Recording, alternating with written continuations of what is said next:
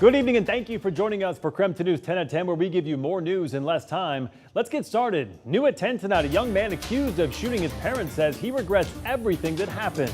22-year-old Charlie Birkeland is charged with first-degree attempted murder. He agreed to speak with our Kyle Simchuk from jail tonight. And Kyle, what did he tell you? Well, yeah, Mark, we sat down for about 20 minutes tonight. Birkeland says he was having a panic attack on Tuesday, but detectives believe the shooting was premeditated. I committed myself because I attempted to murder my parents. 22-year-old Charlie Birkeland says he's been having nightmares. Like my pa and my ma in the hospital bed. He's charged with 2 counts of first-degree attempted murder over what happened inside this South Spokane home Tuesday morning, a home he shares with his mom and stepdad. You can't do that to your family.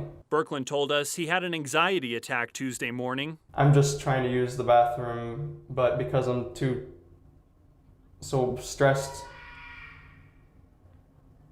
I can't use the bathroom. According to court documents, his mom heard him yelling in the bathroom and told him to keep it down. Just like that, that's it. You can't be here. I mean, we can't deal with this. Deputies say the 22-year-old then went upstairs and tried to strangle his mom. A neighbor heard her screaming and called Birkeland's stepdad, who was in the barn. The neighbor called 911 when she heard gunshots. It's no way to conduct love. Deputies say once his stepdad came upstairs, Birkeland shot him and his mom. They were rushed to the hospital in serious but stable condition. Birkeland turned himself into deputies at Fire Station 81, a 4-minute drive from the crime scene.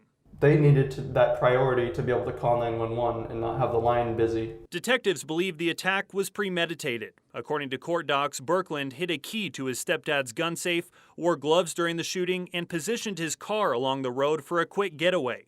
Birkeland's mom was shot once in the back. His stepdad suffered multiple gunshot wounds. People are finite. They only have so much they can put up with. Birkeland says life at home wasn't happy and told detectives he was abused as a child. However, detectives noted what he described sounded more like parental discipline. Birkeland told us he wants to know how his parents are, but a court order says he's not allowed to have contact. Hopefully by being a bad example, that can remind everybody that we need to love each other and take care of each other. And today, a judge set Birkeland's bond at $500,000. In the studio, Kyle Simchuk, KREM 2 News. All right, Kyle, thank you very much. I-90 now fully reopened just hours ago after a crash killed 1 person and injured 8 others. That crash happened on eastbound I-90 about 9 miles from Moses Lake. It closed the westbound lanes and forced drivers through detours for several hours today. Washington State Patrol told us a driver tried to pass another car in the median, but lost control and rolled. Troopers say the driver was not wearing a seatbelt and was ejected from the car. The other car crossed into oncoming traffic and was hit by another car. The driver of the first car died at the hospital. Meantime, a long-awaited update to the news that broke here last night. Within the last hour, WashDOT announcing on Twitter that crews have finished cleaning up that hazmat spill and all lanes of eastbound I-90 are now open, nearly 24 hours after a semi-truck closed the interstate. This after that truck crashed and spilled more than 56,000 pounds of liquid fertilizer. It happened after the driver suffered a heart attack behind the wheel. The cleanup took nearly 18 hours. All right, let's switch gears and talk weather. A rare day of rain here in the inland Northwest, but it looks like tomorrow we are back to blue skies and sunshine. Let's get straight to Chief Meteorologist Jeremy Legoo for more on what we can expect tomorrow. Jeremy? Well, Mark, it's one of those ones where temperatures are still slightly warm, but 70 degrees is a little bit cooler than where we've been, and we're getting even colder. I think with skies clearing out as we speak and our dew point dropping, what's going to wind up happening is our temperatures take a plummet. 42 degrees for the dew point right now means our temperatures are likely going to fall into the 50s tonight. It is going to be a cool one following the passing of that cold front a little bit earlier today. Storms winding down in North Idaho. We knew they'd move through. A little rain even in Sandpoint earlier, a couple of rumbles of thunder north of Pend Oreille. That all moves out and we've got a bit of a breeze. That breeze takes us into tomorrow. Not quite as windy as what we saw today, but we'll see a slight breeze through the day. I would say about half of what we saw today. So all in all, not that bad. We start drying out and sunning up though. We've got mostly sunny skies tomorrow. Temperatures topping out in the low 80s, 85 on Friday. Back near 90 on Saturday and in the 90s by Sunday. All right, sounds good, Jeremy. We'll check back in with you later in the broadcast.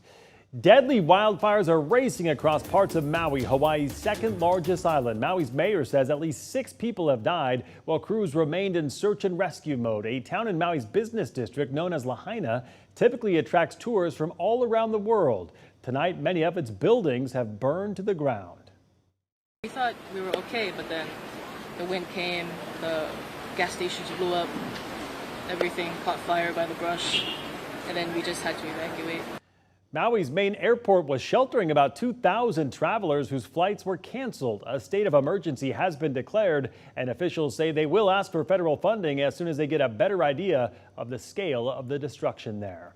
In other national news, a Utah man was shot and killed during an FBI raid this morning after that man allegedly threatened to kill President Biden, his family, and several others, including former President Obama.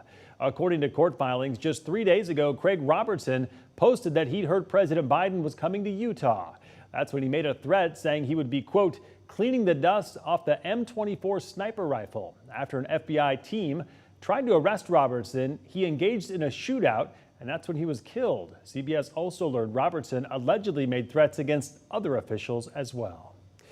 And now to our night beat with a quick look at the day's top stories. 5 members of the white nationalist group, the Patriot Front, are suing a Washington man for revealing their personal information online, otherwise known as doxing. That lawsuit claims a Seattle man used a fake identity to infiltrate the group. He then used hidden microphones and cameras to gather information. The lawsuit alleges he shared that information online, which caused members of that group to lose their jobs, move out of their homes, or to be harassed. New tonight, the Spokane Public School Board discussed several proposals on the table for a multi-million-dollar bond measure. In February, the district will ask voters to approve the bond, but first they need to decide exactly what the money should be used for. Tonight, 3 different scenarios were discussed. We spoke to the district's COO earlier today, and he told us the goal of each scenario is the same. Have a bond initiative that is least impactful to our taxpayers, and so that's where the process of prioritizing the priorities is in our work session. Voters should be able to give their feedback on 2 options next month, with the board finalizing which to put on the ballot by November. This week, teens from the Spokane tribe got hands-on experience in STEM, working on everything from finding different blood types to touring a cadaver lab. It's all part of a partnership with the Spokane Falls Community College STEM program. One student says she's excited to immerse herself in science. It's been very beneficial for me because I get to learn a lot more. And it's summer and I don't really get to do much science experiments. So when I come to these things, I get that opportunity to interact with other people who are interested in science and do experiments. Students also took a campus tour and heard from a panel of current college students. And that was your Night Beat. To learn more about any of these stories, just text us the word night to 509-448-2000 and we'll send them right to your phone. Well, our ongoing Boomtown series focuses on growth here in the Inland Northwest and, more importantly, how to create more affordable housing options for people. Well, today we got to walk through a brand new Sunset apartment complex. It's the city's latest low-income project nestled in the West Hills with the goal of housing 50 families and individuals. This gives us that gateway to that so we can start getting into housing, because not only our BIPOC communities at the top when it comes to homelessness, high percentage of that, but also the lowest when it comes to home ownership. So with 9 tenants already moved into the apartments, the housing gap for some just got that much smaller.